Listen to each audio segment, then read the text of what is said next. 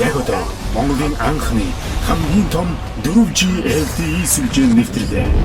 4G LTE гэж юу вэ? 4G LTE нь харилцаа холбооны салбар дахь илүү хурдан, илүү үр дүнтэй, илүү ухаалаг шинэ эрен үе юм. G гэдэг нь generation буюу эрен үеийг илэрхийлдэг. G-ийн цаг хугацаагаар аялбал 1G-гээр зөвхөн утсаар ярьж мессеж илгээдэг байсан.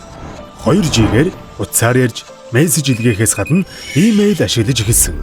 3G нь бидний гар утсны хэрэглээнд цоошин өөрчлөлтийг хийж хүмүүс гар утснаасаа интернет ертөнцөөр аялах боломжтой болсон.